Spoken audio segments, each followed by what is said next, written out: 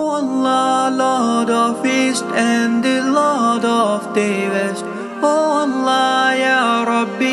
نحمده ونصلي ونسلم على رسوله الكريم اما بعد فاعوذ بالله من الشيطان الرجيم بسم الله الرحمن الرحيم قال الله تعالى في كتابه الكريم ما كان محمد ابا احد من رجالكم ولكن رسول الله وخاتم النبيين وقال النبي صلى الله عليه وسلم انا خاتم النبيين لا نبي بعدي وفي روايه وختم بی النبیون صدق اللہ مولانا وصدق رسولہ النبی الکریم۔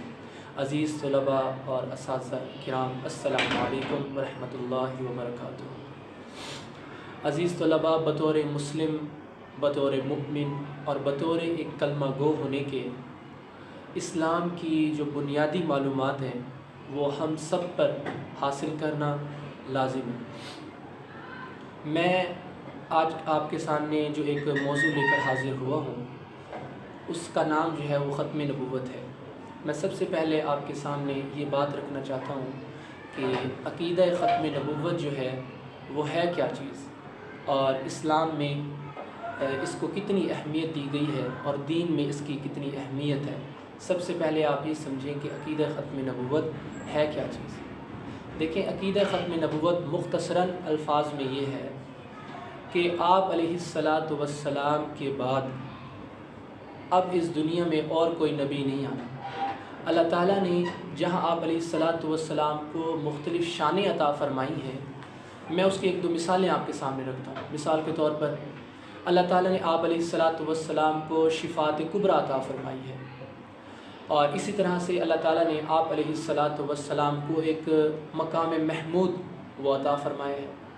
اسی طرح سے اللہ تعالیٰ نے آپ علیہ الصلاۃ والسلام کو جو ہے وہ حوض کوثر عطا فرمایا ہے۔ اسی طرح سے اللہ تعالیٰ نے آپ علیہ الصلاۃ والسلام کو امام الانبیاء بنایا ہے۔ نبی ہیں سارے، لیکن اللہ تعالیٰ نے امام الانبیاء کا جو درجہ ہے وہ آپ علیہ الصلاۃ والسلام کو عطا فرمایا۔ یہ مختلف شانیں اللہ تعالیٰ نے آپ علیہ الصلاۃ والسلام کو عطا فرمائی ہیں۔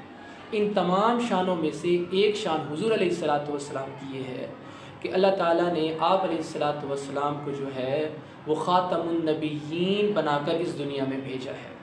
خاتم النبیین، خاتم النبیین کا مطلب میں نے پہلے واضح کیا ہے، وہ یہ ہے کہ اب اللہ تعالیٰ نے جو ایک نبیوں کا سلسلہ حضرت آدم علیہ الصلاۃ والسلام سے شروع کیا تھا کہ حضرت آدم علیہ السلام کو بھیجا، حضرت موسیٰ کو بھیجا، حضرت عیسیٰ کو بھیجا، حضرت ابراہیم کو بھیجا، اور باقی دیگر انبیاء کو اللہ تعالیٰ نے دنیا میں بھیجا لوگوں کی ہدایت کے لیے۔ یہ جو انبیاء کی ایک سلسلہ چلا آ رہا تھا، یہ جو ایک کڑی چلی آ رہی تھی، وہ اب آپ علیہ الصلاۃ والسلام پر آ کر ختم ہو گئی۔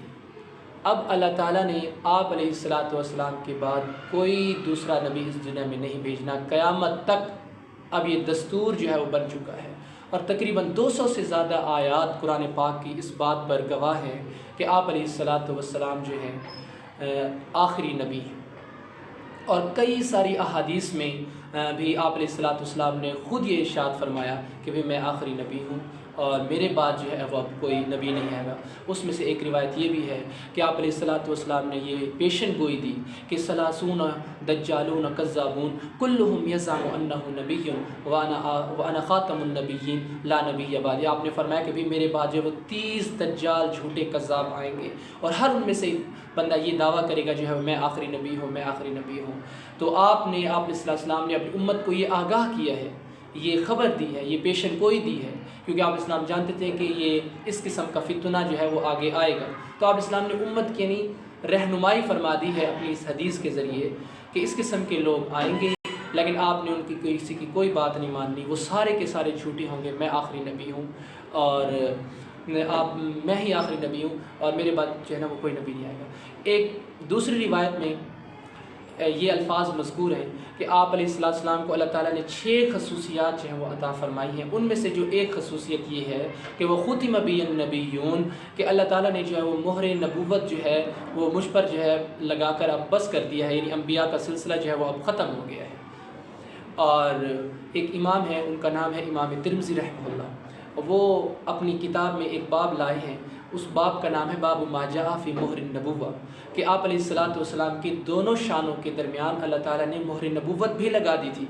حالانکہ اللہ تعالیٰ کا یہ اعلان پہلے ہو چکا ہے کہ آپ علیہ السلام جو آخری نبی ہیں. اس مہر نبوت کی اگر ایک انداز سے دیکھا جائے تو ضرورت نہیں تھی، لیکن لوگوں کو تاکہ اس کے بارے میں مکمل طور پر آگاہی ہو اور وہ خود اس کا جو ہے وہ مشاہدہ کریں اپنی آنکھوں سے، تو اللہ تعالیٰ نے اس کا بھی انتظام فرما دیا کہ آپ علیہ السلام کے دونوں شانوں کے درمیان اللہ تعالیٰ نے جو ہے وہ مہر نبوت بھی لگا دی تاکہ لوگ اس کا مشاہدہ کریں.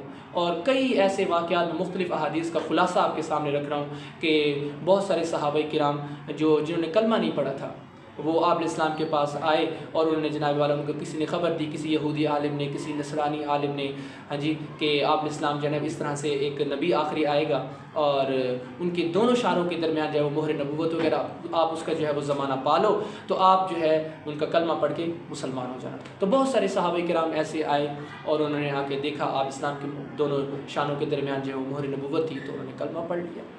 تو آپ علیہ السلام کی دونوں شانوں کے درمیان اللہ تعالیٰ نے ختم نبوت کی باقاعدہ مہر لگا دی اور یہ بات جو ہے نا وہ پکی ہو گئی کہ اب قیامت تک کوئی نبی جو ہے وہ نہیں آئے گا. تو آپ سب کے سامنے میں نے 2 باتیں رکھی ہیں، ایک عقیدہ ختم نبوت اور دوسری میں نے اس کی وضاحت آپ کے سامنے رکھی ہے قرآن کے حوالے سے اور سنت کے حوالے سے. علیہ السلام ہی آخری نبی ہیں. آپ علیہ السلام کے بعد اب جو ہے وہ کوئی نبی اس دنیا میں نہیں آئے گا. اللہ تعالیٰ مجھے آپ سب کو عمل کرنے کی توفیق نصیب فرمائے. وآخر دعوانا الحمدللہ رب العالمین. O Allah, Lord of East and the Lord of the West,